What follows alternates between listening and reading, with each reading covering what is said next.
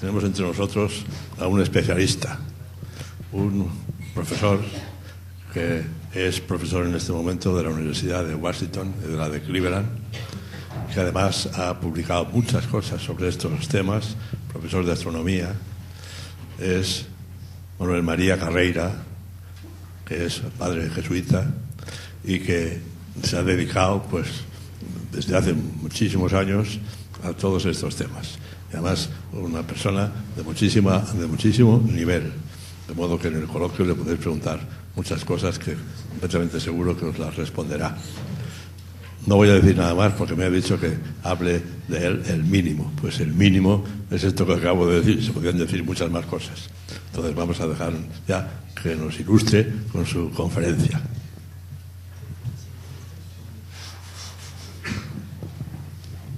Muchas gracias y realmente es un gusto para mí hablar en este ambiente universitario y hablar de algo que yo creo que sí es enormemente interesante y que nos pone en el ámbito de una celebración múltiple, la celebración este año de 400 años desde que Galileo por primera vez miró al cielo con un telescopio. Hay también otras celebraciones con respecto a Darwin. Yo voy a hablar hoy de la parte astronómica. Antes de comenzar con lo que es la cosmología en el sentido técnico de la palabra, la cosmología moderna, quiero hacer notar unas cuantas ideas muy básicas. Primeramente, el concepto de ciencia es el estudio de la actividad de la materia y tiene que ser una actividad que puede, al menos en principio, comprobarse con un experimento y que da lugar a medidas. Y estas medidas permiten luego utilizar el simbolismo matemático para establecer relaciones entre propiedades y modos de actuar de la materia. Einstein tiene una frase muy digna de recordar. Dice que toda ciencia presupone una doble persuasión inicial, sin la cual es imposible hacer ciencia. La primera es que el universo existe objetivamente, me guste o no me guste. Existe con una serie de propiedades, con una serie de modos de actuar que no dependen de mi cultura, ni dependen de mis prejuicios, y eso es lo que tiene que estudiar el que quiere conocer cómo es el universo. Por lo tanto, no va a haber una ciencia distinta ni para un chino, ni para un americano, ni para un español, ni para un alemán. La ciencia va a ser el describir correctamente lo que el universo es y cómo actúa. Estas actuaciones se pueden comprobar, ocurren de una manera concreta que se repite una y otra vez en todos nuestros experimentos. Entonces podemos enunciar lo que llamamos leyes de la naturaleza. Ley es una palabra que aquí se usa en un sentido analógico. No es una norma impuesta por nadie. Es una constatación de lo que la naturaleza de hecho hace. Y por eso, cuando tenemos una ley de la naturaleza, no puede derogarse. No depende de ninguna votación. Y si algo, pongamos por ejemplo un electrón, actúa de una manera concreta en unas circunstancias determinadas en mi laboratorio, actuará de la misma manera en las mismas circunstancias en cualquier lugar del universo. Y por eso puedo hacer afirmaciones de carácter universal y que son válidas para siempre. Este concepto de ciencia solo se desarrolló históricamente dentro del ambiente cultural griego y luego dentro del ambiente cultural del occidente europeo, y de ahí luego se ha extendido ya a todos los países que hacen ciencia de esta manera, que es de valor universal. La segunda afirmación de Einstein es que la ciencia es posible porque aceptamos como base también que el universo es inteligible, porque no es absurdo. Lo único que es contrario a la inteligibilidad es el aceptar que vale lo mismo decir sí que no. Eso es el absurdo. Solamente podemos hacer ciencia, dice Einstein, si aceptamos que el universo puede entenderse porque no es absurdo. Y para entenderlo tenemos que buscar razones suficientes para explicar aquello que observamos. Uno nunca puede decir que algo ocurre porque sí y quedarse tan tranquilo. Eso no es ciencia. Hay que dar una razón lógica. Cuando a principios del siglo XX preguntaban los astrónomos ¿por qué brilla el sol?, no aceptaban la respuesta antigua dada por filósofos no científicos. Brilla porque está hecho de una materia brillante. Magnífico. Brilla porque brilla. Eso no vale. Si brilla es porque produce luz y calor. ¿De dónde lo obtiene? Pues tiene que ser de algún tipo de combustible.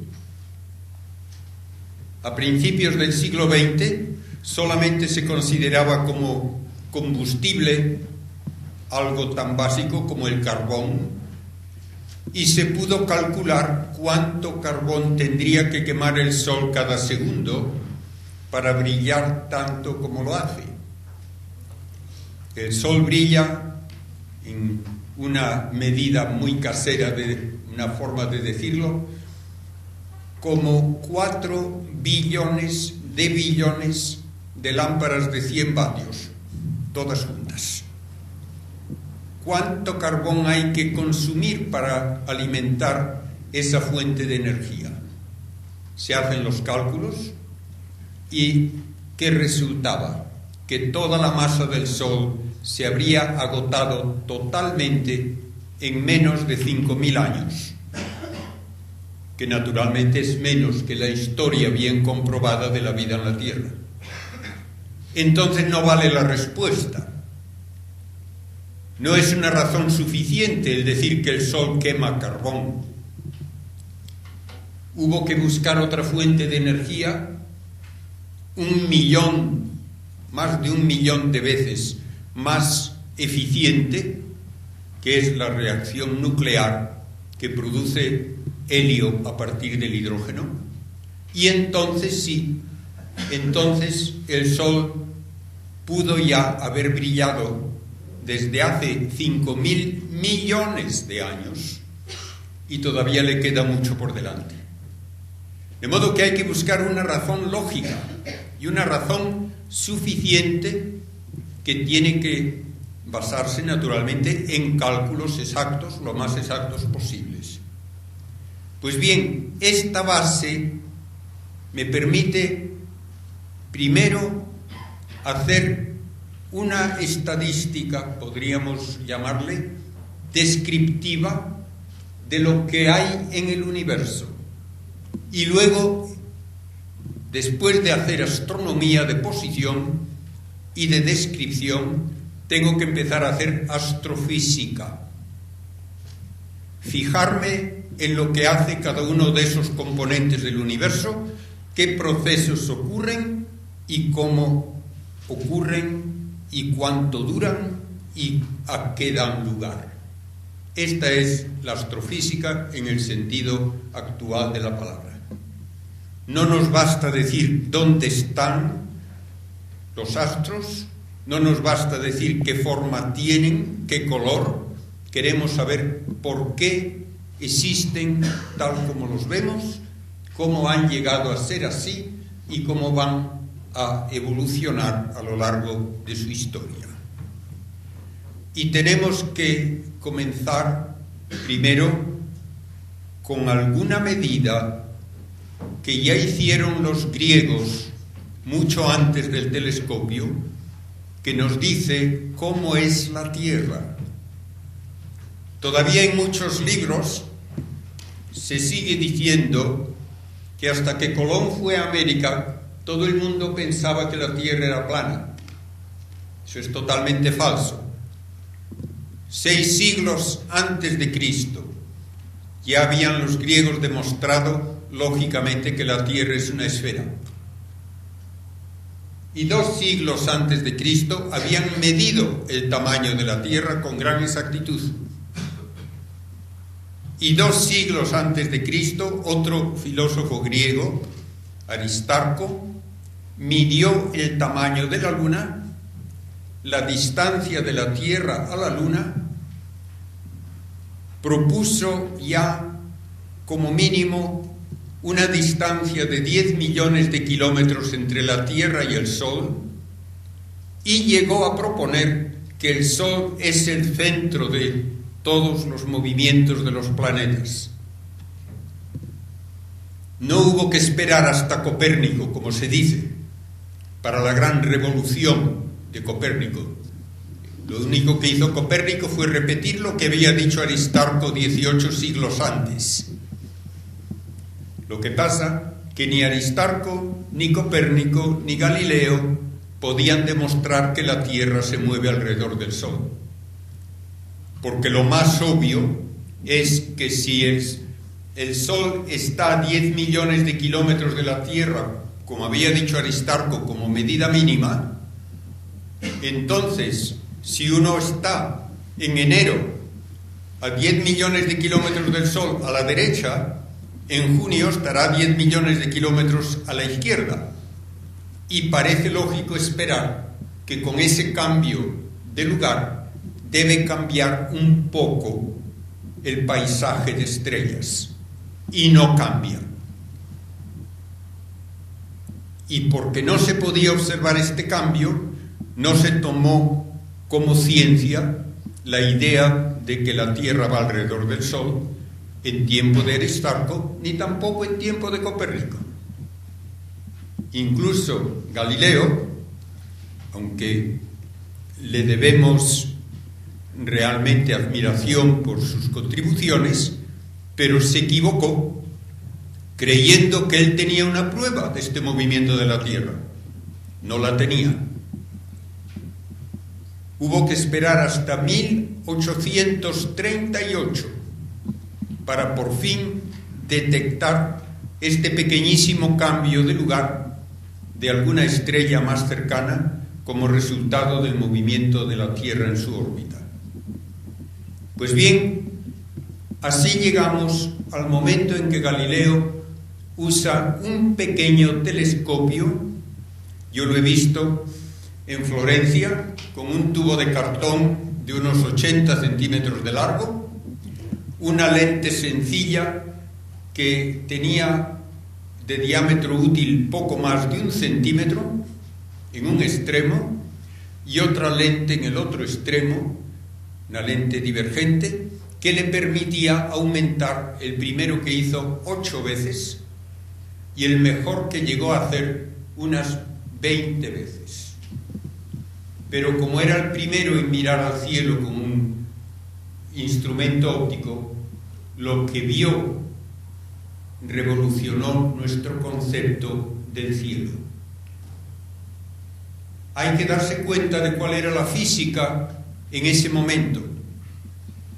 La física se basaba en ideas no experimentales, sino filosóficas, de que todos los seres materiales por debajo de los astros están compuestos de 4 elementos: tierra, agua, aire y fuego.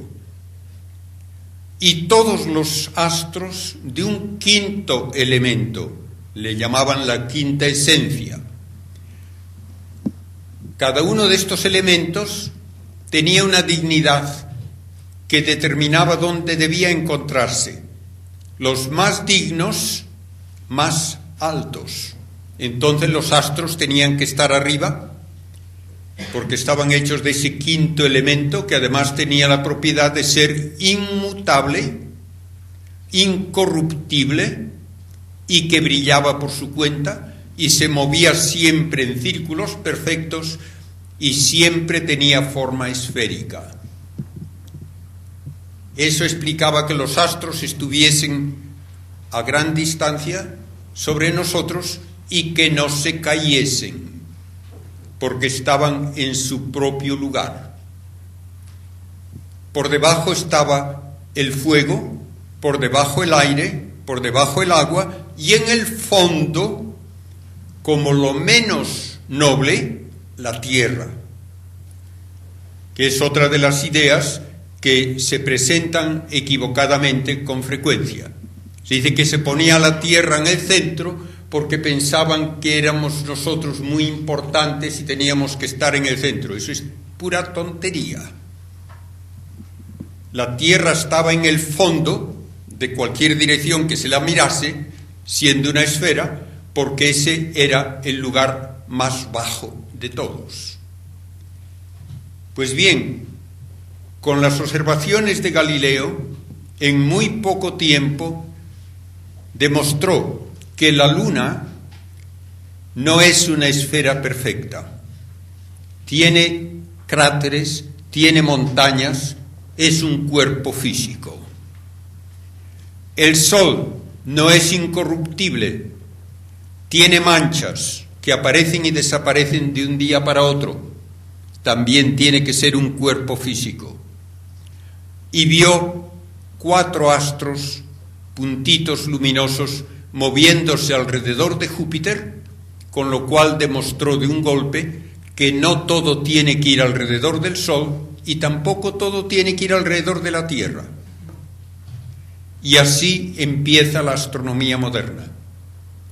Empieza con la síntesis que da Newton, en que los movimientos de los astros alrededor del Sol, la caída de un cuerpo como una manzana, el que haya mareas, el que la luna vaya alrededor de la Tierra, todo tiene la misma única explicación, lo que llamamos la ley de la gravedad, que él prudentemente formuló diciendo: todo ocurre como si los cuerpos se atrajesen con una atracción proporcional a sus masas, inversamente proporcional al cuadrado de la distancia. Cuando le preguntaban por qué hay esa atracción, qué hace el Sol para tirar de la Tierra, o la Luna para tirar de la, y la Tierra para tirar de la Luna, dijo: no lo sé, no hago hipótesis. Nadie supo explicar por qué se da este fenómeno hasta ya el siglo XX. Y ahora, con esta base general, vamos a apagar las luces, si hacen el favor, y vamos a recorrer cómo es la nueva cosmología ya desde comienzos de la astrofísica en el siglo XIX y luego en el siglo XX.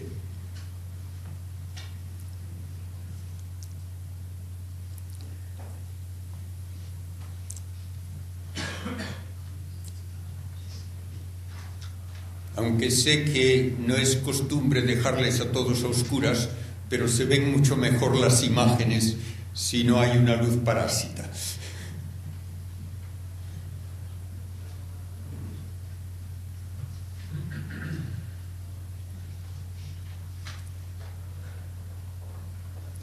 Bien, por lo menos está mejor así.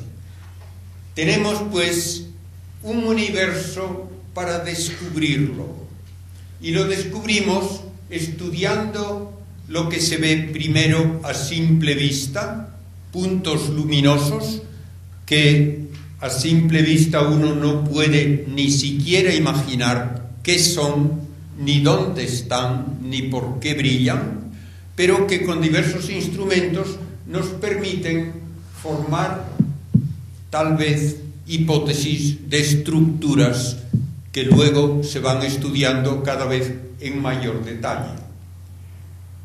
Las estrellas parecen rodearnos como una banda relativamente concentrada que cruza el cielo, a la que llamamos la Vía Láctea.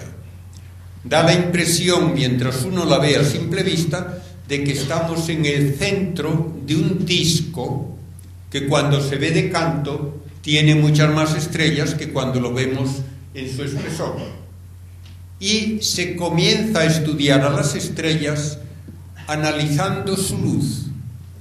Es posible pasar la luz de un cuerpo luminoso como una bombilla a través de un prisma, y entonces tenemos un arco iris de colores que van sin solución de continuidad desde el rojo hasta el violeta. Si predomina el azul, la temperatura es más elevada que si predomina el rojo. Tenemos ya una indicación así de la temperatura de las estrellas. Si hay un gas caliente como en un tubo fluorescente, se ven líneas brillantes de diversos colores y de diversa intensidad, que son como la huella dactilar, que nos dice de qué elementos está formado ese gas. Y si hay un gas frío frente a la bombilla, tenemos líneas oscuras que también me permiten saber de qué elementos está compuesto el gas. Esto se aplicó muy pronto a las estrellas y se pudo empezar a tratar de conocer su tamaño y su luminosidad cuando se estableció su distancia. En 1838 finalmente se pudo demostrar que una estrella relativamente cerca, vista en enero, aparecía contra un fondo distinto que cuando se la ve en julio. Midiendo ángulos se puede calcular la distancia y tenemos la primera indicación de la enormidad de lo que es el universo. La distancia de la Tierra al Sol, la luz la recorre en 8 minutos y medio. Desde la estrella más cercana tarda 4 años y medio. Todo ello permite ahora clasificar a las estrellas por su tamaño, por su luminosidad, por su temperatura. Y hay estrellas azules con una temperatura superficial de unos 30.000 grados, estrellas como el Sol con unos 6.000 grados de temperatura y otras de color rojizo con 3.000 o menos. Y podemos clasificar a las estrellas en un diagrama en que, sabiendo su distancia y su temperatura, podemos saber su luminosidad. Y hay estrellas gigantes azules que brillan hasta 1 millón de veces más que el Sol, estrellas rojas enanas que solo brillan 1/1000ª parte, y el Sol resulta ser una estrella mayor que más del 90% de todas las que podemos observar. Esta clasificación de las estrellas por su luminosidad y su color la propuso por primera vez el padre Secchi, un jesuita de Roma, que fue honrado por la Agrupación Astronómica Internacional en 1978 con un congreso en Roma en el centenario de su muerte por ser el fundador de la astrofísica. Y ahora que ya tenemos a las estrellas clasificadas en términos de su luminosidad y de su masa, podemos calcular cuánto pueden durar. Sorprendentemente, cuanta más masa tiene una estrella, más pronto se consume. Porque una estrella puede tener 30 o hasta 50 veces la masa del Sol, pero brilla 1 millón de veces más. Entonces gasta el combustible mucho más aprisa y esa estrella se agota muy pronto. Una estrella como el Sol tiene una duración total de cerca de 10.000 millones de años y el Sol se encuentra ahora a la mitad de su vida. Las estrellas que menos brillan son las que más duran, aunque tienen poca masa. Y el análisis de la luz nos permite decir de qué está hecho el universo, de qué están hechas las estrellas, y nos sorprende ver que están casi exclusivamente constituidas por hidrógeno y helio. Dos elementos que apenas existen en la Tierra. El hidrógeno en la Tierra solo existe prácticamente en el agua. Y si yo tuviese aquí un globo terráqueo de unos 30 centímetros de diámetro, los océanos serían solamente la capa de barniz.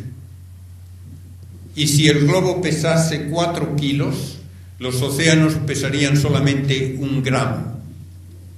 De modo que la Tierra es lo más escaso en el universo. Elementos pesados, incluso más pesados que el carbono y el sodio y el oxígeno y el potasio. Una tercera parte de la masa de la Tierra es hierro. Y el resto, sobre todo, silicio y oxígeno. De modo que la Tierra no es un lugar típico del universo desde el punto de vista de su composición. Las estrellas son casi todo exclusivamente hidrógeno y helio. A principios del siglo XX, el estudio de cúmulos de estrellas, que llamamos cúmulos globulares, que pueden tener hasta 1 millón de estrellas en un volumen donde en nuestra vecindad solo habría 50 estrellas, permitió saber que el Sol, con su cortejo de planetas, no está en el centro de la Vía Láctea. Está en un borde, y las estrellas todas que vemos como la banda de la Vía Láctea son estrellas que están a unos cientos o miles de años luz de nosotros, el tiempo de viaje a la velocidad de la luz. Pero la Vía Láctea tiene este halo enorme de estrellas en cúmulos globulares que forman como un volumen esférico alrededor de ese disco donde está la órbita solar. El Sol va alrededor del centro, dando una vuelta en 250 millones de años, arrastrando consigo a los planetas. La luz tarda 100.000 años en cruzar este disco, y el disco contiene aproximadamente la masa equivalente a 200.000 millones de soles. Esta es la Vía Láctea tal como nos la da la ciencia del siglo XX. Si uno lee libros escritos a comienzos del siglo, todo eran exclamaciones admirativas de lo enorme que es el universo. Y esto es solo el comienzo, porque esta es nuestra ciudad cósmica. A una distancia que la luz tarda 2,25 millones de años en recorrer, hay otra Vía Láctea mayor que la nuestra, la gran galaxia espiral de Andrómeda. Más lejos todavía tenemos otro remolino parecido de estrellas, y así poco a poco nos vamos apartando de la Vía Láctea, encontrando grupos de galaxias que en fotos recientes del telescopio Hubble en el espacio, utilizando no solo luz visible, sino también rayos X, parecen estar en ebullición con toda clase de fenómenos violentos. Y finalmente vemos galaxias en grupos con decenas, centenares y miles. De modo que la estructura del universo, comenzando por un planeta alrededor de la estrella Sol, nos lleva a millones de estrellas en el borde de la Vía Láctea, que luego es una de unos 100.000 millones de galaxias que están al alcance de nuestros telescopios. Y así nos encontramos a principios del siglo XX con una reacción comprensible pero poco científica. La impresión era que el universo debe ser infinito, con un número infinito de estrellas, y debe ser eterno y debe ser inmutable. Estas afirmaciones ni se discutían siquiera hace 100 años. Y sin embargo, hay razones físicas para decir que no pueden aceptarse esas afirmaciones. Si el universo tuviese un número infinito de estrellas, todo el cielo estaría cubierto de estrellas y no habría espacio oscuro entre ellas. Lo que ocurre cuando vemos un bosque suficientemente profundo, llega el momento en que no se ve espacio entre los troncos, y algo parecido tendría que ocurrir si hubiese un número infinito de estrellas. Es la que se llama la paradoja de Olbers. Y esta paradoja tiene también otro aspecto que a mí todavía me parece más probativo. Cualquier punto tiene un potencial gravitatorio debido a toda la masa que le rodea. Si hay una masa infinita alrededor, ese punto tiene un potencial gravitatorio infinito. Y si esto es verdad para todos los puntos, no puede haber diferencias de potencial. Y si no hay diferencias de potencial, no puede haber fuerza gravitatoria neta. Esto no tiene vuelta de hoja en la física más elemental. El universo no puede tener una masa infinita, porque no habría fuerzas gravitatorias netas. Y hay luego otra pregunta que tampoco tiene vuelta de hoja. ¿Por qué brillan las estrellas hoy? Si el universo fuese eterno, ya se habrían apagado todas. Entonces el universo no puede ser eterno, a no ser que uno postule que se crean de la nada nuevas estrellas constantemente para compensar las que se van apagando. Estas dos afirmaciones, que por razones físicas demuestran que el universo no puede ser eterno e inmutable y que no puede ser infinito en masa, no hace falta ser un genio para verlas. Y sin embargo no se discutía esto hace 100 años. Se daba por supuesto que el universo tenía que ser así.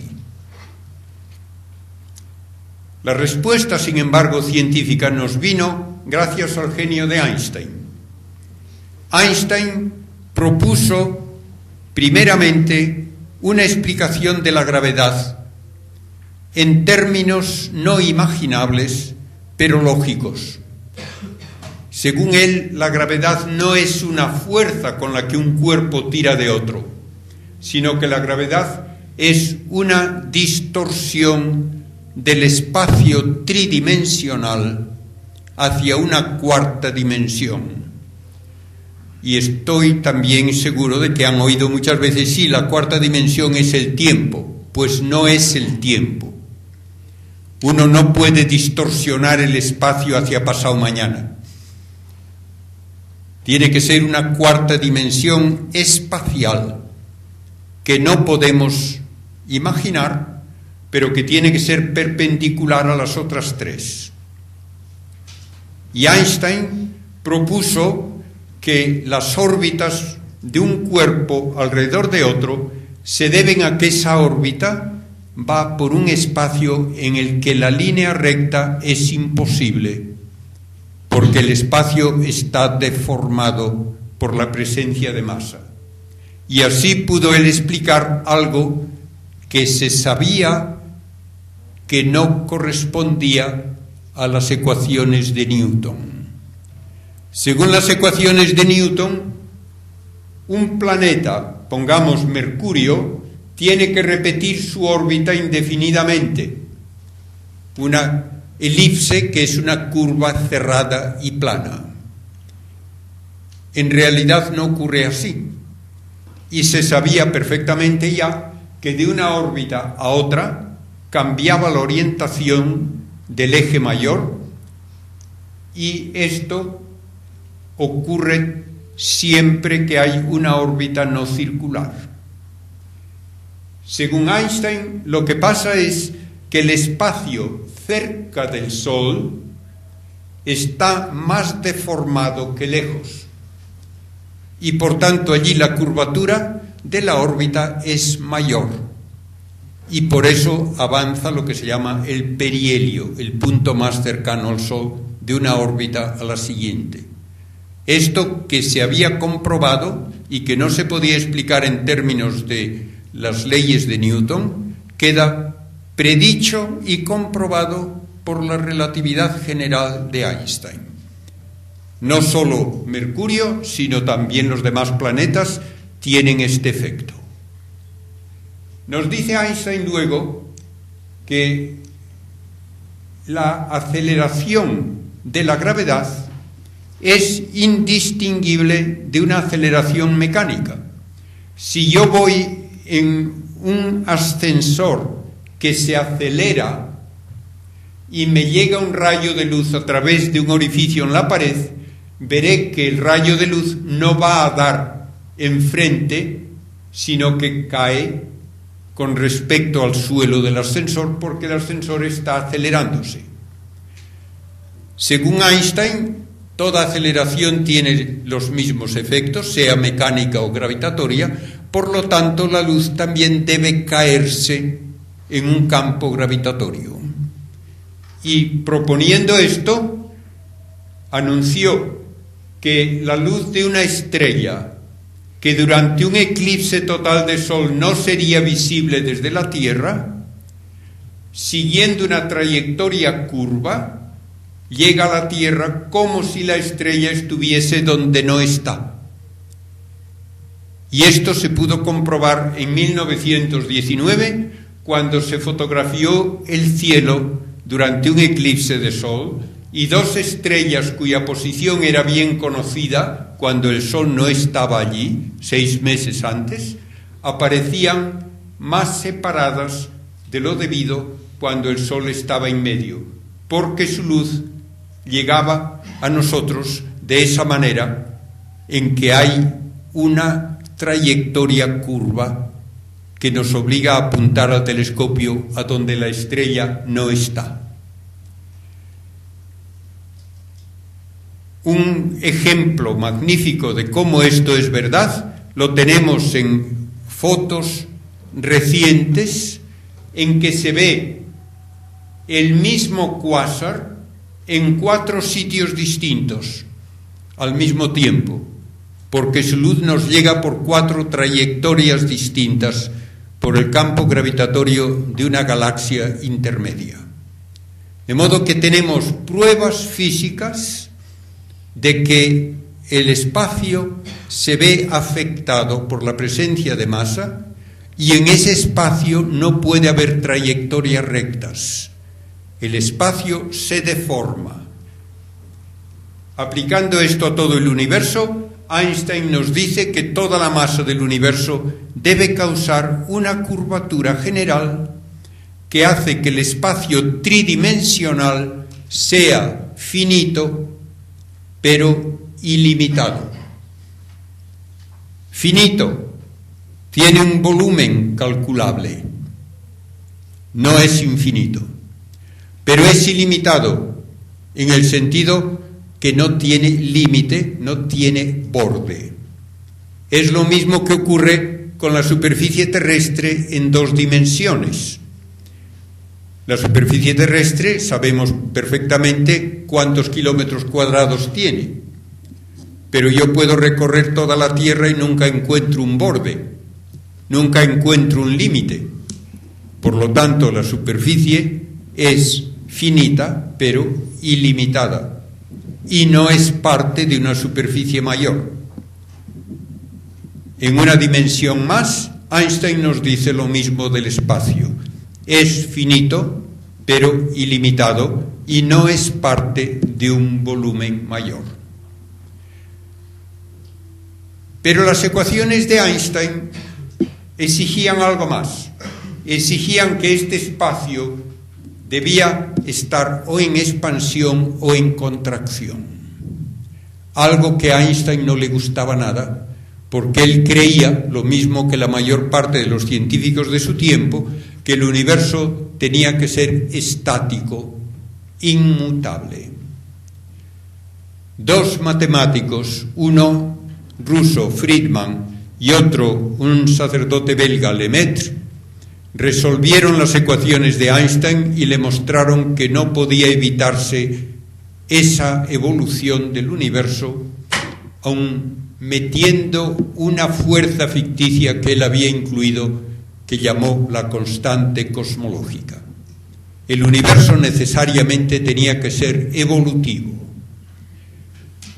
Y en 1929 se anunciaron los resultados de medidas de distancia y velocidad a galaxias cada vez más lejanas. El corrimiento de unas líneas del espectro hacia el rojo es una indicación de velocidad de alejamiento. Pues bien, cuanto más lejos está de nosotros una galaxia, más aprisa se está alejando de nosotros. Tenemos la base de una nueva cosmología con la ley de Hubble. Hay una relación entre velocidad y distancia que se ha cumplido no solo con las pocas galaxias que pudo observar Hubble, sino también luego con las galaxias vistas con los telescopios más potentes y los cuasares más lejanos. El universo está en expansión porque es el espacio mismo el que se expande y arrastra consigo a las galaxias y también aumenta las longitudes de onda, haciendo rojiza la luz de esas galaxias. Por lo tanto, todas las galaxias se alejan unas de otras, ninguna es el centro. Desde cualquiera se puede ver que las demás se alejan de ella, y dando marcha atrás a ese proceso, tenemos que decir que antes el universo era más pequeño, más denso, más caliente, y así llegamos a un comienzo en que toda la masa del universo estaba en una única hoguera gigantesca, tal vez en los primeros instantes de un tamaño menor que un átomo. Es lo que se llama ahora la gran explosión, el Big Bang. El universo comienza en un estado de altísima densidad y temperatura. Y esto, naturalmente, no se acepta porque sí. Si ha de aceptarse como afirmación científica, tiene que tener comprobación experimental. ¿Cómo sé yo que hubo una hoguera si voy por el campo? Lo sabré si encuentro cenizas y tal vez unas piedras calientes, además, alrededor. Pues bien, hay que buscar las cenizas y el calor de aquella gran hoguera.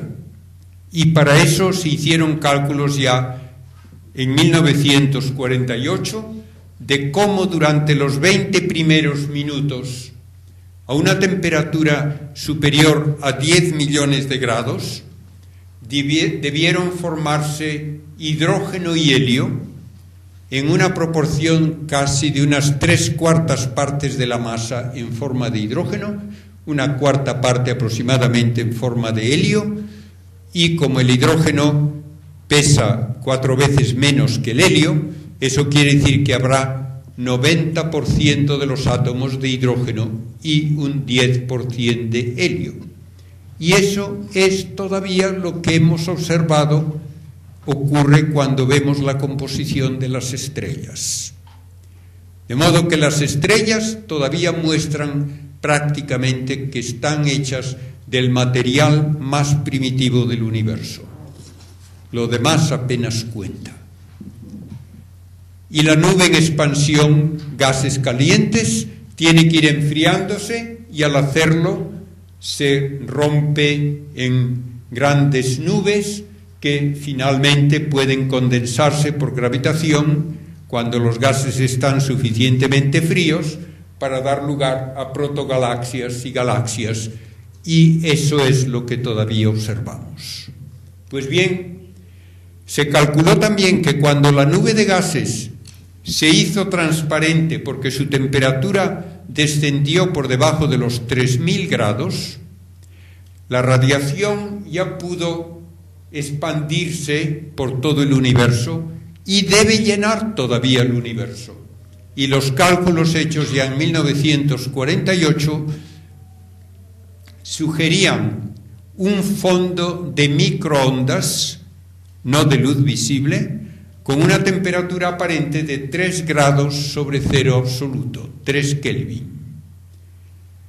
A esa temperatura, como ya indiqué, no hay luz visible, pero sí microondas. Y en 1965, Penzias y Wilson, utilizando un radiotelescopio para enviar señales de radio a un satélite artificial, detectaron esta radiación de fondo.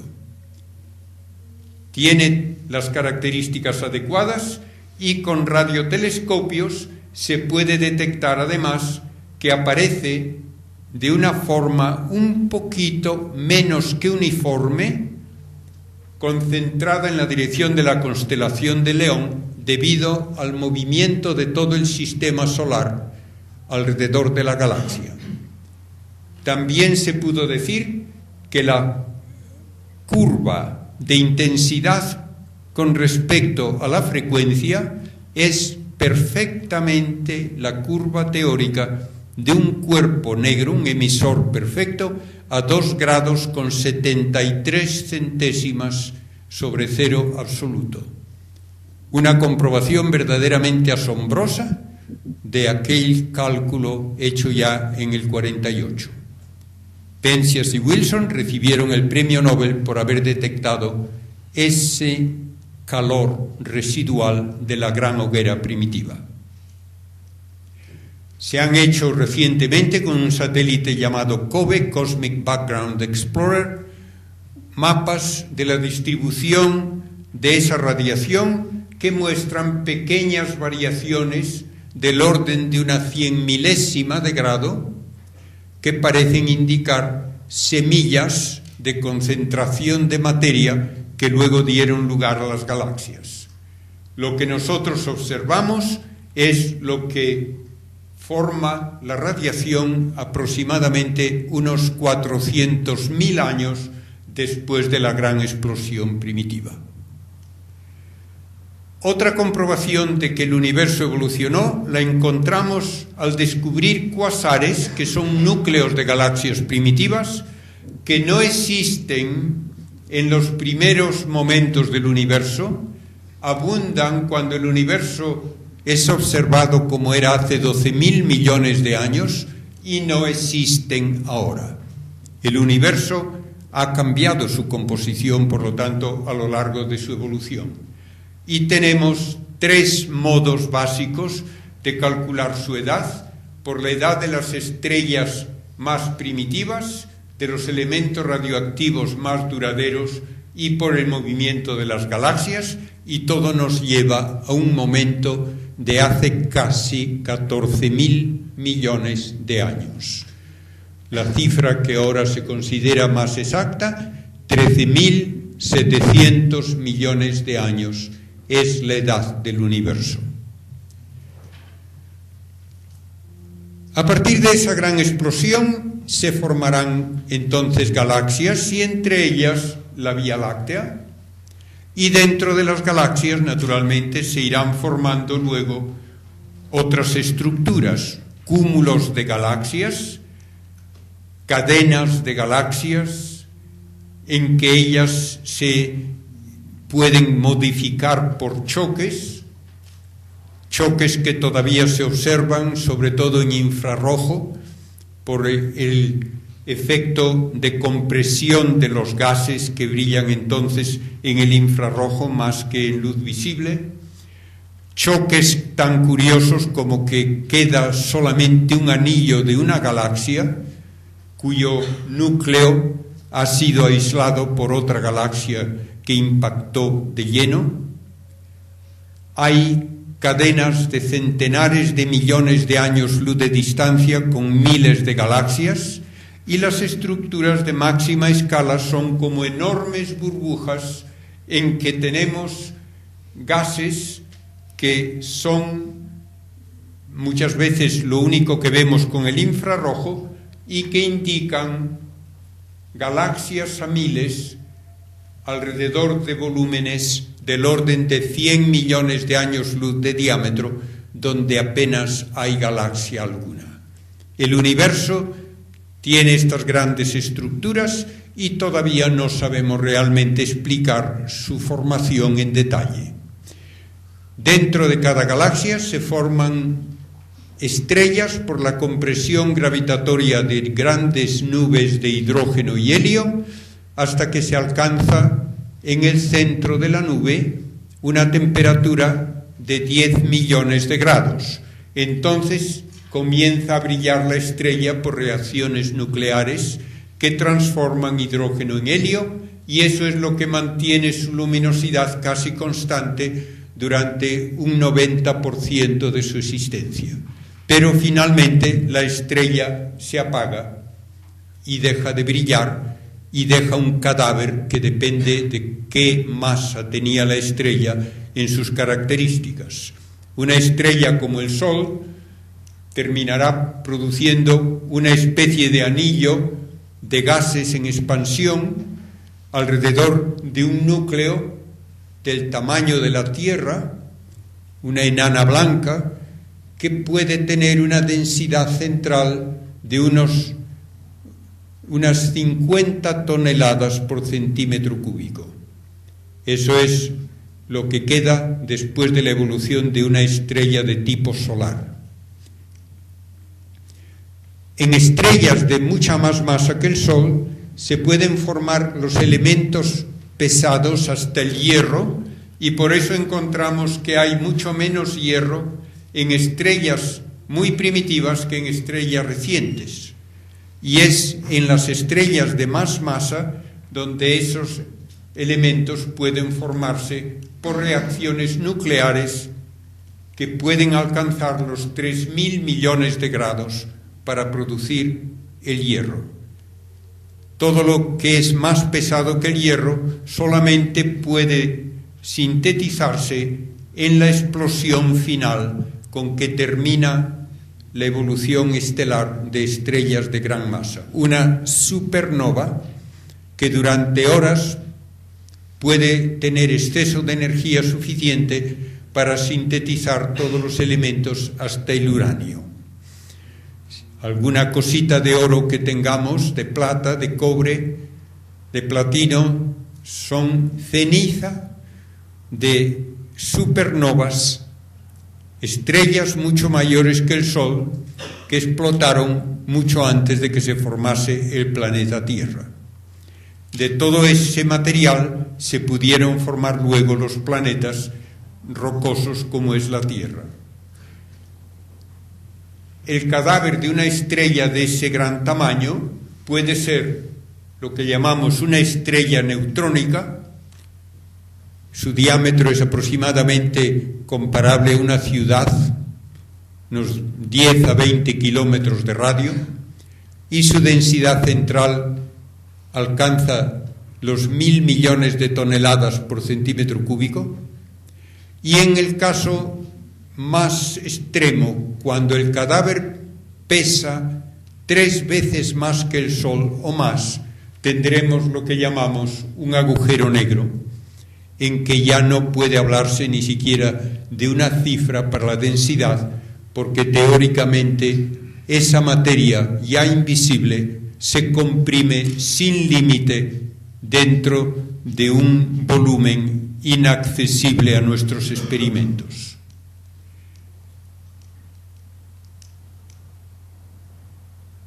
Dado este panorama de cómo evolucionan las estrellas, tenemos que decir que con la evolución del universo, al final se habrán apagado todas las estrellas.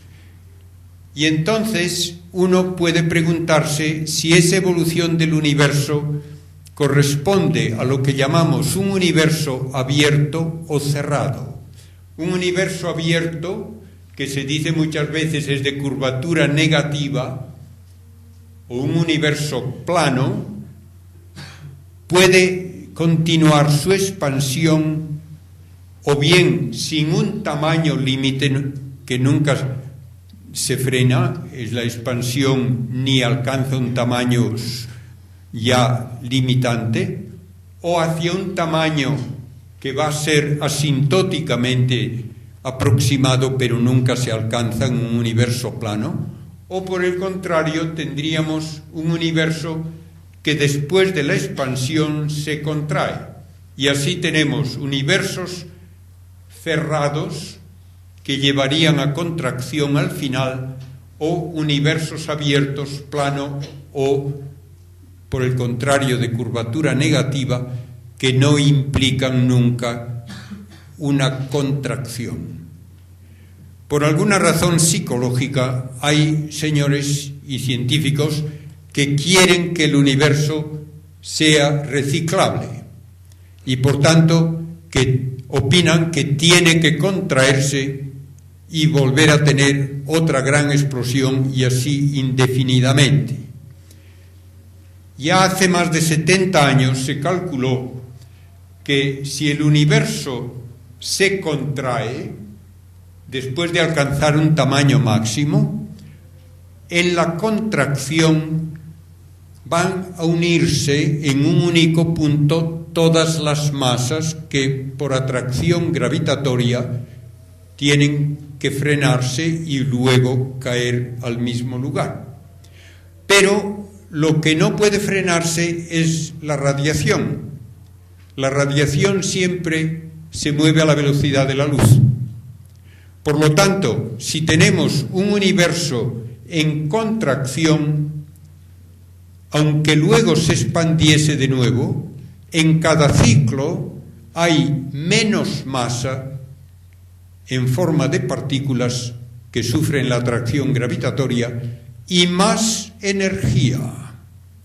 Por lo tanto, no se repiten los ciclos, sino que cada vez el ciclo será de mayor amplitud y terminamos muy pronto con un universo abierto. Por tanto, con un universo que va a ser una inmensa burbuja de vacío, oscuridad y frío. Y esto, naturalmente, puede parecer desagradable. No es que nos vaya a importar mucho a quienes vivimos en nuestra época, porque estamos hablando de un universo dentro de trillones de años. Las estrellas se habrán apagado ya todas cuando hayan pasado 10 billones de años y la expansión del universo debe continuar hasta que llegue el momento en que hasta los mismos agujeros negros se evaporan, por lo que llamamos la radiación de Hawking, y el final es eso, universo que es espacio vacío, oscuro y frío, con una radiación tenuísima que va acercándose más y más al cero absoluto, pero sin alcanzarlo nunca. Contra esa idea se proponen a veces hipótesis nuevas, hipótesis de una nueva cosmología que quiere encontrar una razón que evite ese final en una síntesis de las 4 fuerzas de la naturaleza que la física admite: la gravitatoria, la electromagnética, la nuclear fuerte y la nuclear débil. No hay todavía esa síntesis. Nadie ha conseguido todavía una única formulación para las 4 fuerzas. Podemos decir que estamos en el límite de lo conocido experimentalmente cuando hablamos de los componentes de la materia, el átomo, que por fuerza electromagnética tiene los electrones alrededor del núcleo, el núcleo donde los protones y neutrones están unidos por la fuerza nuclear fuerte, y la fuerza nuclear débil permite convertir una partícula en otra, por ejemplo, un protón en un neutrón más un electrón. Bien, todo eso puede uno decir, en teoría, podría llegar a darnos una formulación unitaria de la fuerza nuclear débil y la electromagnética. Se ha conseguido la unión. Con la fuerza nuclear fuerte no se ha conseguido todavía, y hay dudas de que se pueda meter la fuerza gravitatoria en una única síntesis, pero se trabaja en ello. Si hay esa unificación de fuerzas, el protón debe ser inestable a muy largo plazo. Su vida media, se calculó originalmente, debía ser del orden de 10 elevado a 30 años, un 1 seguido de 30 ceros. Se buscó su desintegración en una serie de experimentos que debían haberla detectado si esa era su vida media, y no se encontró prueba alguna de que se desintegre, por lo cual hay que suponer que hay que añadir por lo menos un par de ceros a esa cifra, y ya resulta técnicamente imposible prácticamente el hacer el experimento, de modo que no hay comprobación experimental de que el protón sea inestable. Otra idea que se ha manejado es que el universo pudo comenzar siendo pura energía, y si fuese pura energía, entonces en esa pura energía las 4 fuerzas estarían unidas. Pero de pura energía deben formarse cantidades iguales de materia y de antimateria, y eso no ocurre. En el universo solo hay, en gran escala, materia y no hay antimateria. ¿A qué se debe esa falta de simetría? Se dice a que hay una pequeña irregularidad en la fuerza nuclear débil que hace que por cada par de partícula y antipartícula haya una partícula de más. Y por eso se pueden convertir en energía todos los pares completos, pero queda la partícula que no tenía contrapartida. Si esto fuese así, debería haber en forma de energía aproximadamente 100 millones de veces más masa que la que hay en forma de partículas, y eso no es verdad. De modo que tampoco vale esto como una solución lógica. Recuerdo que hablando con otro astrónomo del Observatorio Vaticano, cuando le dije esto, llegó el momento en que dijo, pues tal vez tengamos que renunciar a la conservación de masa y energía.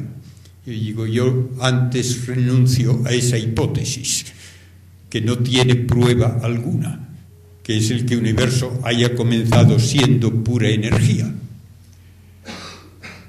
Si hubo la unión de todas las fuerzas, las teorías matemáticas más recientes hablan de que el universo tuvo que comenzar con un periodo de expansión rapidísima que se llama la inflación, y que entonces eso explicaría que el universo hoy sea muy uniforme. Pero tampoco hay prueba para esta teoría de la inflación. Por ahora no tiene prueba experimental alguna. Podría mencionar otra serie de ideas, pero no quiero pasarme del tiempo que supongo ya ha llegado al límite que ustedes normalmente tienen de 1 hora, y por tanto voy a decir simplemente que todas estas teorías puramente matemáticas, por ahora sin comprobación experimental, podría ser que recibiesen algún apoyo si el CERN, el gran acelerador de partículas de Suiza, llega a demostrar que hay algunas consecuencias verificables experimentalmente de varias de las teorías que hoy se proponen. La que más se menciona es una teoría que llaman de supercuerdas, que exige que el espacio tenga 10 dimensiones, o si quieren 9 dimensiones del espacio más una del tiempo, y que además exige que haya una partícula muchísimo más pesada que ninguna de las que se conocen, que podría tal vez sintetizarse en un choque de partículas en este gran acelerador. Le llaman el bosón de Higgs por un matemático escocés que propuso que exista. El gran físico Stephen Hawking ha hecho una apuesta de que no la van a encontrar. De modo que si uno mantiene una actitud un tanto escéptica, creo que está en buena compañía. Realmente tenemos que decir que no entendemos a la materia, sabemos solamente cómo ha evolucionado a partir de esa gran explosión, pero no hay nada que nos diga por qué el universo comenzó como comenzó y no de otra manera. Recordemos que la física solo habla de cómo actúa la materia observable, pero no puede explicarnos por qué hay materia, ni por qué la materia tiene las propiedades iniciales que tuvo y no otras. Y es pedir demasiado a los experimentos el que nos respondan a esas que son preguntas más bien metafísicas. Uno de los grandes físicos del siglo XX, premio Nobel, maestro de premios Nobel, John Archibald Wheeler, dice que esa es la pregunta que a él más le intrigaba. ¿Por qué hay algo en lugar de nada? Naturalmente, ningún experimento ha de contestar a esa pregunta. Y de la misma manera, también él preguntaba qué relación hay entre las propiedades de la materia del universo ya en su primer momento y el que haya un universo habitable por nosotros casi 14.000 millones de años más tarde. Todo ello nos llevaría a una serie de discusiones mucho más amplias que lo que puede hacerse en una única conferencia. Espero que lo que les he dicho les dé por lo menos una idea de lo mucho que se ha avanzado en los últimos 100 años. Ya entendemos básicamente a las estrellas, ya sabemos las estructuras del universo en las diversas escalas. Podemos hablar de cómo fue esa gran explosión y hemos encontrado las cenizas y la radiación de esa gran hoguera. Y podemos hablar ahora de cómo va a terminar el universo según las leyes físicas.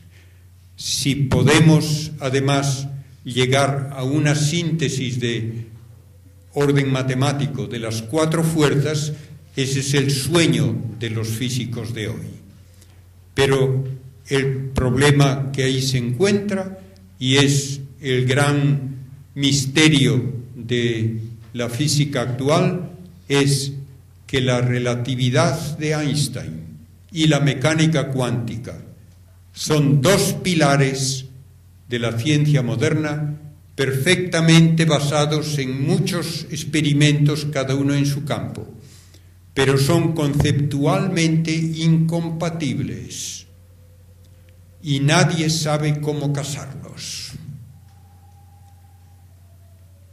Tenemos que usar la gravedad según Einstein, tenemos que usar la teoría general de la relatividad según Einstein cuando hablamos de todas las grandes estructuras del universo, y tenemos que hablar de la mecánica cuántica cuando hablamos de cómo era el universo en esos primeros momentos en unos tamaños de orden atómico o menor. Y nadie puede todavía darnos una síntesis de esas 2 grandes teorías.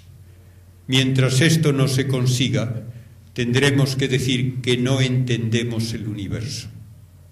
Y finalmente, con una frase de Steven Weinberg, un gran físico, premio Nobel por la síntesis de la teoría del electromagnetismo y la fuerza nuclear débil, la fuerza electrodébil, en su libro Los 3 primeros minutos termina con una frase desoladora.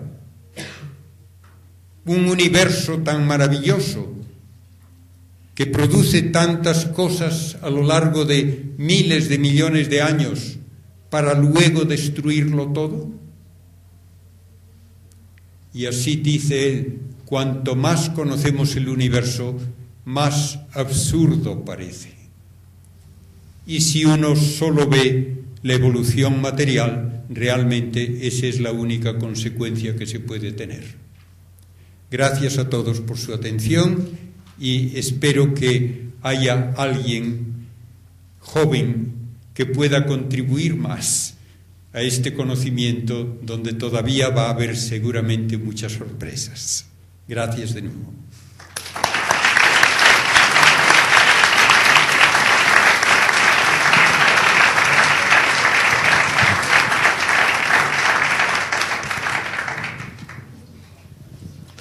Bueno, pues después de oír la conferencia, vuelvo a repetir lo que dije al principio, que íbamos a oír cosas de mucho nivel, pues así ha sido, en mi opinión.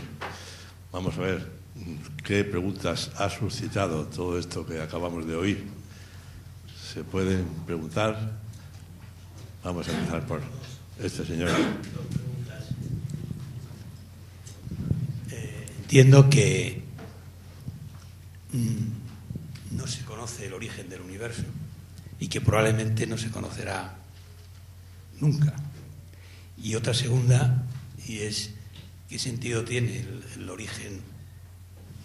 No le oigo bien, por favor. La primera la ha oído.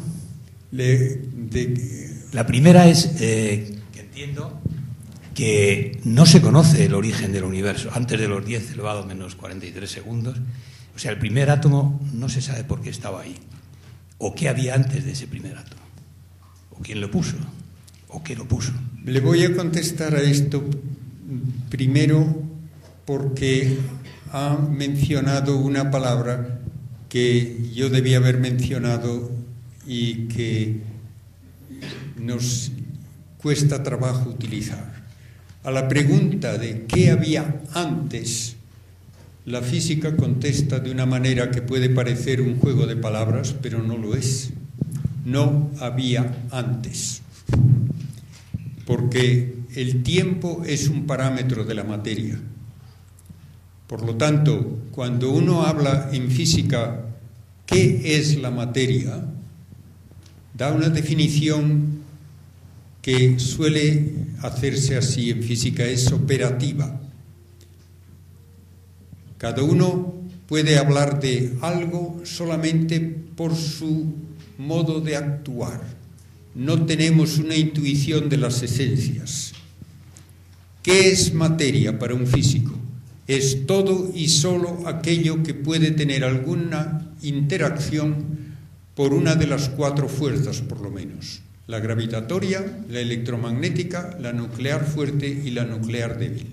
Y esto abarca partículas, energía, vacío físico, espacio y tiempo. Todo eso es materia. Por tanto, si comenzó a existir el universo, comenzó a existir todo eso de un golpe. Y no se puede hablar ni de un espacio previo ni de un tiempo previo. La segunda es ¿qué sentido tiene?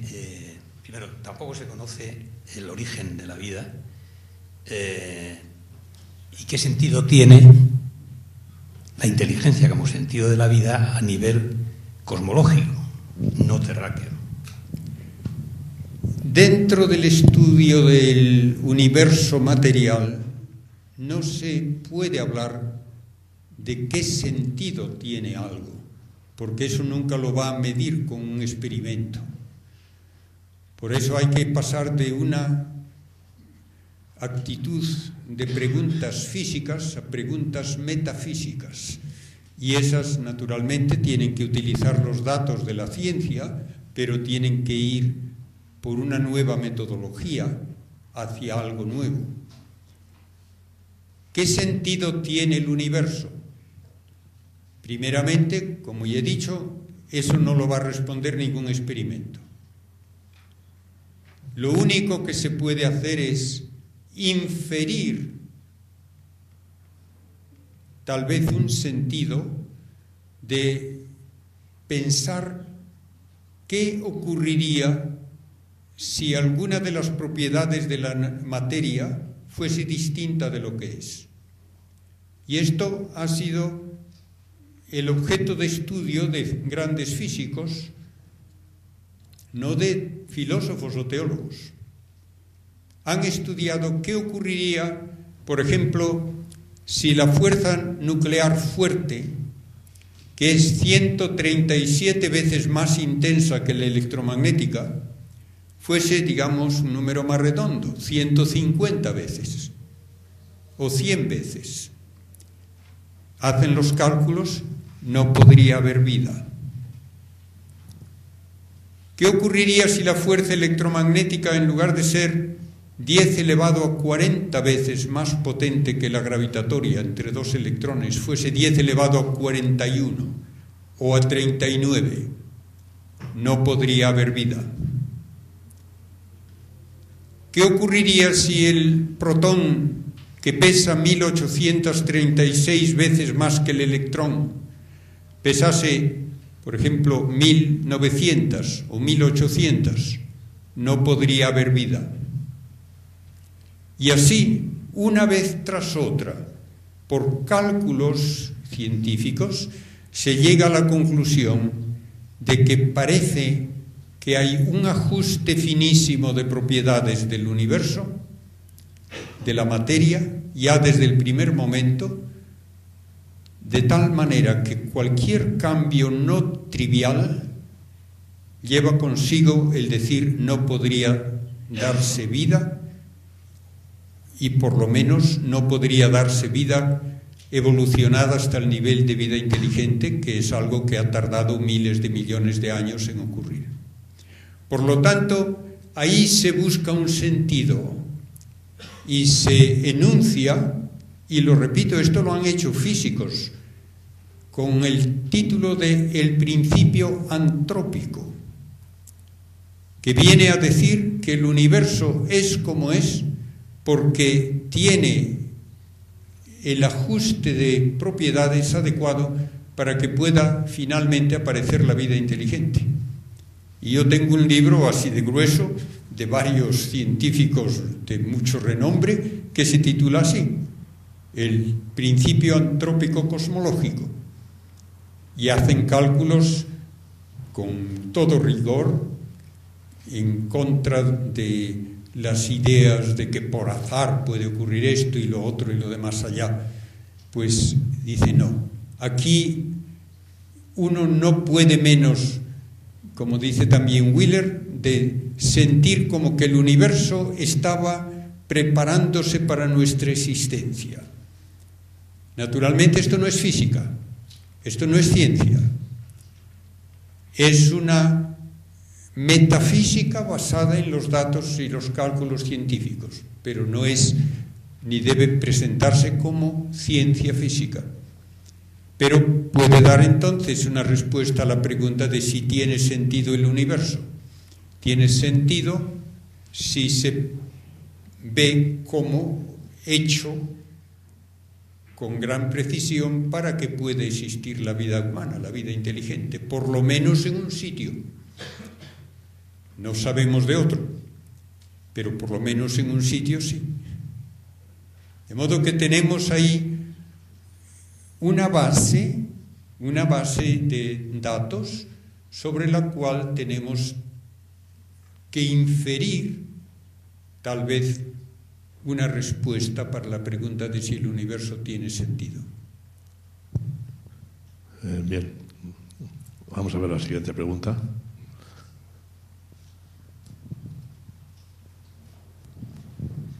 Al hilo de lo que estaba comentando usted sobre, bueno, que no ha podido ser por azar la creación del universo, el universo como es, su ajuste tan fino, y que luego, por otra parte, pues la dificultad de encontrar una teoría cuántica de la gravedad, la teoría de la gravedad, la física cuántica. Sin embargo, usted ha comentado también que quizá en los momentos iniciales todo se reducía a un átomo, a una estructura cuántica en realidad. Entonces, ahí entiendo que la física cuántica podría dar algún tipo de explicación, algún tipo de pista, pero o al menos lo que yo he leído al respecto es que en la física cuántica es un poco el terreno de la probabilidad, de la no certeza, de un abanico de posibilidades que se concreta en un determinado momento de la medida. Entonces, ¿cómo esa física que usted estaba comentando, relacionándolo con la metafísica, este factor de la mecánica cuántica en cuanto al reino de la probabilidad, de alguna forma, podría aportar algo o dar alguna pista adicional? Muchas gracias. Sí, nos metemos ahí en un modo de hablar que muchas veces yo quisiera que fuese más preciso, más exacto. La mecánica cuántica no nos dice que las cosas ocurren porque sí. La mecánica cuántica nos dice que no podemos predecir el resultado de un experimento con toda exactitud, y la razón más básica es porque nunca podemos conocer con toda exactitud todos los parámetros iniciales simultáneamente, porque unos excluyen a otros. De modo que uno no puede conocer simultáneamente con toda exactitud la energía de un proceso y el tiempo que tarda en realizarse, ni puede conocer simultáneamente con precisión absoluta el lugar, la posición de una partícula y su momento lineal. Pero no dice que las cosas ocurran porque sí, porque eso no es una respuesta. No hay ningún tipo de libre albedrío en las partículas elementales.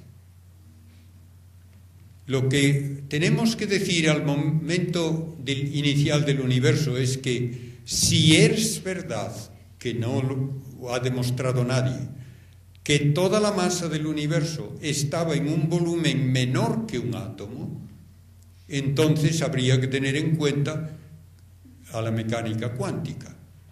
Pero, como digo, esto no lo ha demostrado nadie. Nadie sabe cómo ha comenzado el universo.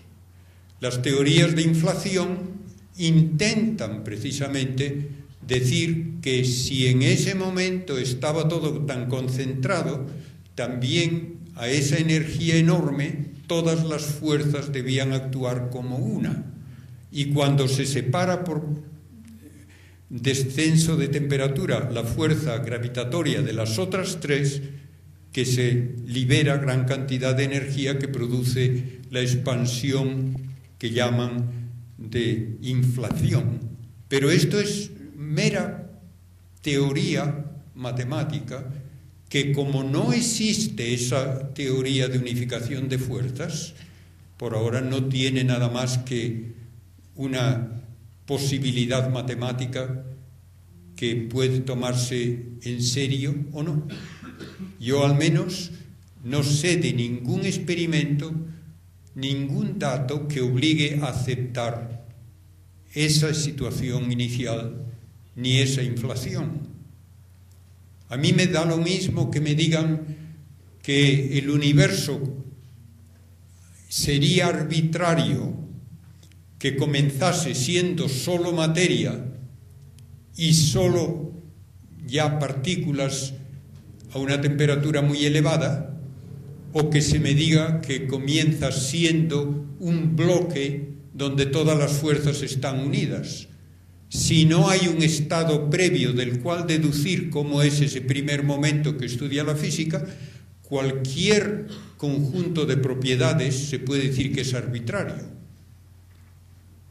A mí me da lo mismo que me digan que es arbitrario el que el universo comience siendo uniforme, o que me digan que se hace uniforme porque es arbitrario también el que comience siendo pura energía con inflación.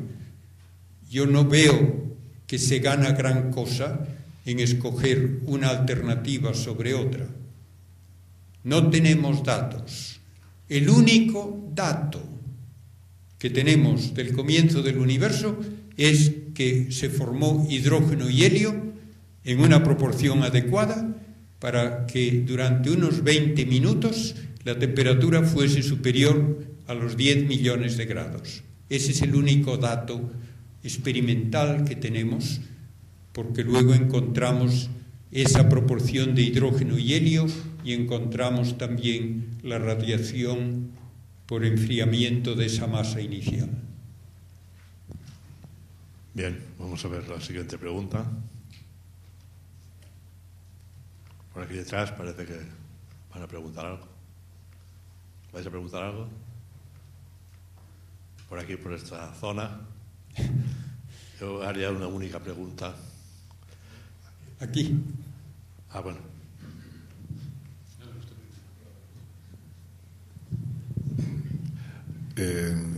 Bueno, en primer lugar, muchas gracias por la conferencia, porque ha sido interesantísimo. Hay una cuestión que probablemente está explicada en lo que ha dicho, pero no lo he entendido suficientemente. Bueno, las galaxias se ve que se alejan, y además se alejan a más velocidad cuanto más lejos están, parece que he entendido. No sé, que parece que se detecta que se alejan a más velocidad de nosotros o del punto que quieras cuanto más distancia están. Pero ¿por qué se alejan? O sea, ¿por qué están continuamente en expansión? O sea, el universo en expansión, ¿o por qué se alejan? Sí. Bien, me alegro de la pregunta, sí, porque es una pregunta que ahora tiene una respuesta inesperada, que no está bien establecida, pero hay que tomarla por lo menos como una probabilidad. Que las galaxias tienen que alejarse unas de otras, si hubo esa gran explosión inicial, parece pues que se atribuía simplemente a la inercia. Si hubo una gran explosión, los cascotes todavía están alejándose unos de otros, podríamos decirlo de esa manera. Pero desde hace 10 años se afirma que esa expansión, en lugar de frenarse como se creía tenía que hacerlo, cada vez va más a prisa.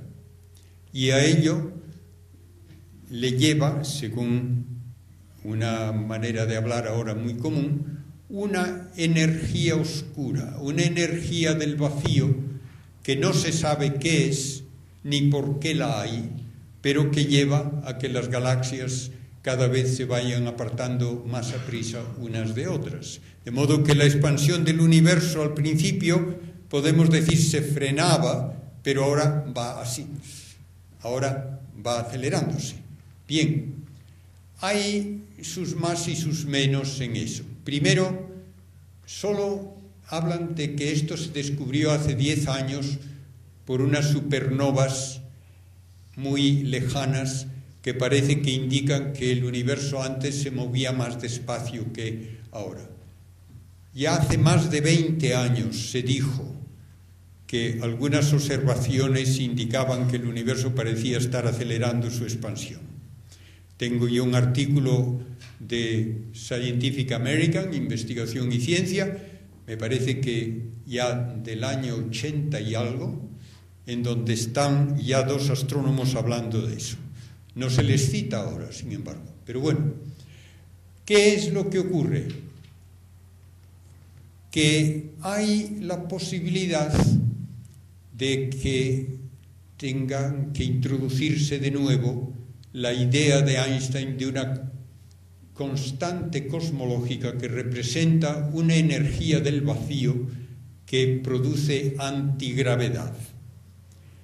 Esto yo por ahora lo considero una hipótesis meramente matemática, por 2 razones. Primero, tengo cálculos hechos además por dos profesores de aquí, de Madrid, de la Universidad Autónoma, en que sin energía oscura alguna y sin la supuesta también materia oscura que se habla muchas veces, dan exactamente los valores adecuados de la edad del universo y de la velocidad de alejamiento de las galaxias a lo largo de su historia. De modo que hay posibilidades matemáticas incluso de describir lo que de hecho se observa sin recurrir ni a la masa oscura ni a la energía oscura.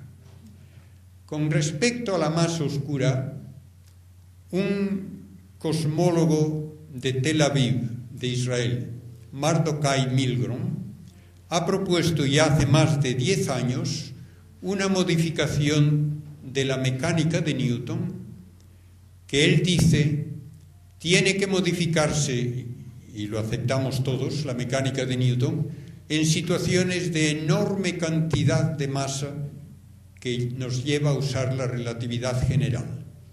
Él propone que también hay que modificarla un poco cuando la densidad es mínima. Y con esa pequeña modificación, las curvas de rotación de las galaxias, que eran la razón de proponer la materia oscura, se reproducen perfectamente, encajan como un guante en lo que se observa. Y no hace falta la materia oscura, entonces. Por otra parte, esto lo voy a decir como una sugerencia que se ha hecho sin dar una razón para ella, pero yo les voy a proponer una razón que a mí se me ocurre. El espacio vacío, como ya indiqué, es parte de la materia, es parte del mundo físico.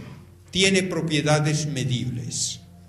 Tiene propiedades geométricas que cambian con la presencia de masa y tiene una constante dieléctrica, epsilon sub 0, y una permeabilidad magnética, mu sub 0, que determinan la velocidad de la luz en el vacío.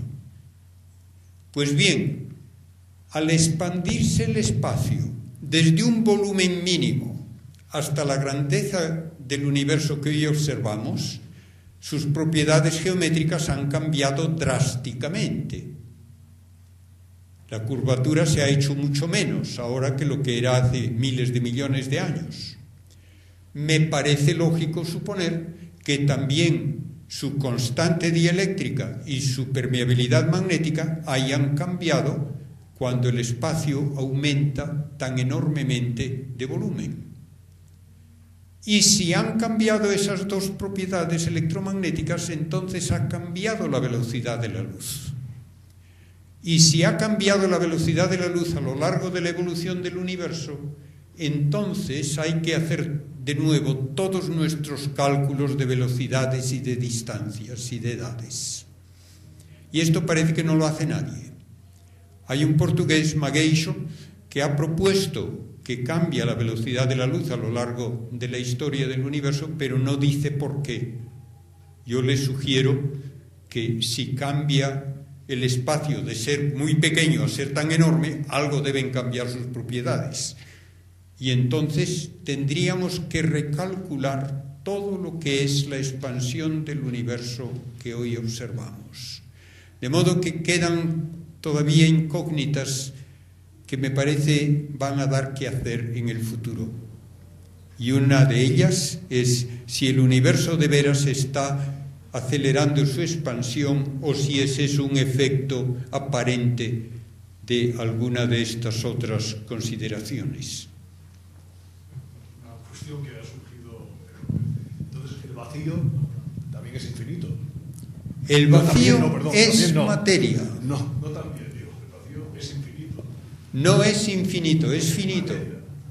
Todo el volumen del universo es finito. Lo que pasa que, claro, todos instintivamente preguntamos ¿qué hay más allá? Y la respuesta es no hay más allá. Como también tuve que responder que hubo antes, no hubo antes.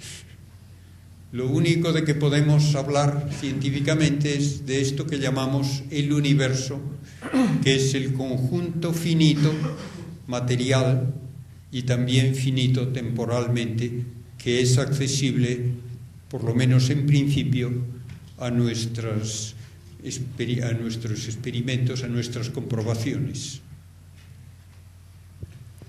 Buenas noches, creo que son ya.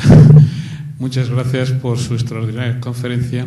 Y yo realmente iba a hacer la pregunta que ya está usted respondiendo, de que cuando leemos que la materia observable solamente es un 4% y que el resto es o materia oscura o energía oscura, bueno, pues usted ya parece que está dando estas explicaciones, aunque ahora me desconcierta un poco saber que algunos profesores cercanos aquí no necesitan esos conceptos, cuando el 96% de la materia o de la energía no se sabe dónde está. Tiene usted toda la razón, y por eso algunas veces se dice de una forma muy gráfica que verdaderamente estamos en una situación penosa si tenemos que admitir que el 90 y tantos % de lo que hay en el universo no tenemos ni idea de lo que es. En estas otras maneras de hablar, pues no sería así. Bueno, la pregunta mía es esta. Normalmente nos acercamos a la materia desde las matemáticas. Nosotros concebimos la materia y la inteligimos matemáticamente, pero la propuesta que hace la cosmología es la contraria, es inteligir los conceptos matemáticos como la distancia, como parte de la materia o como otra forma de materia.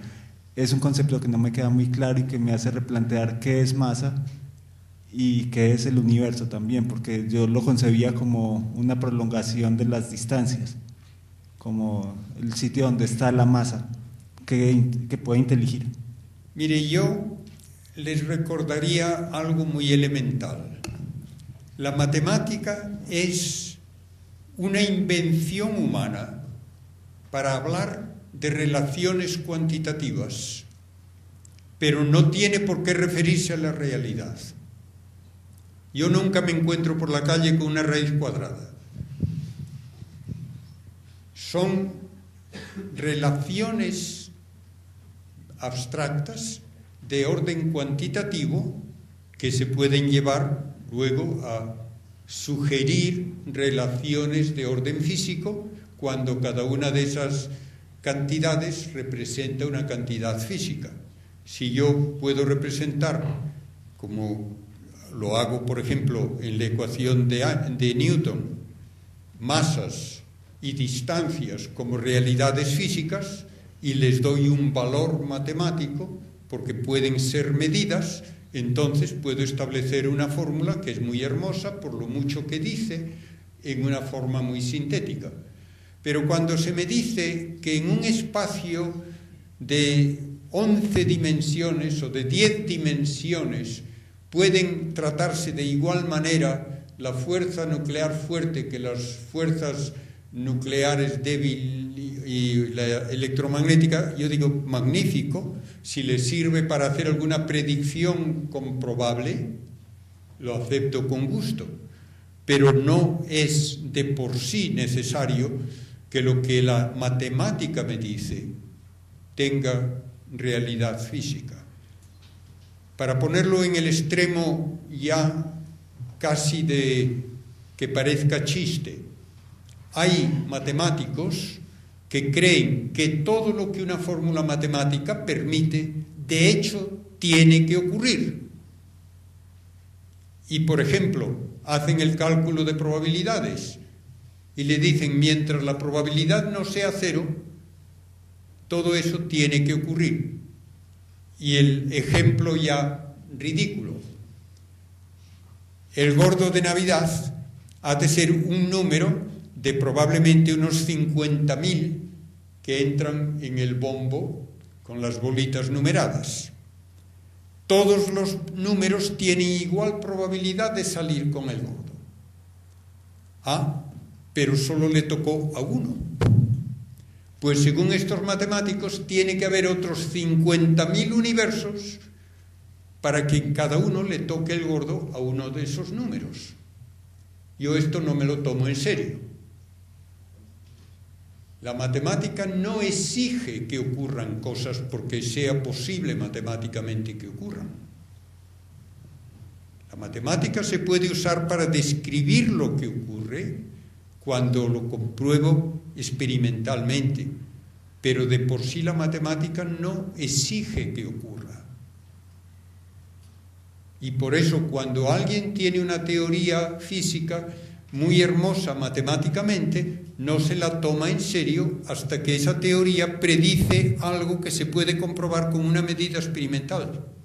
Y nunca se le da el premio Nobel a alguien por una idea brillante de física si no se comprueba experimentalmente que tenía razón. Y a Einstein le ocurrió así. No se le tomó en serio hasta que él propuso: vean ustedes cómo se modifica la órbita de Mercurio, vean ustedes cómo se modifica la posición aparente de una estrella durante un eclipse de sol, vean ustedes cómo ocurre esto en tal situación con un cuásar lejano, y se comprueba todo eso. Entonces le tomamos en serio sus teorías a Einstein. Pero él mismo decía de la matemática que en cuanto es ciencia exacta, no describe a la realidad. Y en cuanto describe a la realidad, no es exacta. Porque todas las fórmulas matemáticas son muy bonitas, pero dependen de los valores que luego yo meto ahí. Y esos valores siempre tienen un margen de error. Y por tanto, me doy cuenta que los cálculos matemáticos finalmente tienen aplicabilidad dentro de esos márgenes de error y nada más. Y en algunos casos, pues ni eso. ¿Tiene alguna realidad un tiempo imaginario, como el que metió Stephen Hawking en sus ecuaciones para evitar el comienzo del universo? No. ¿De qué sirve entonces? Sirve muy bien para resolver las ecuaciones, pero él mismo tuvo que confesar que en el tiempo real el universo sí tuvo un comienzo. Y me da igual que una ecuación con tiempo imaginario diga que no. No hay necesariamente una correspondencia entre un truco matemático y una realidad física.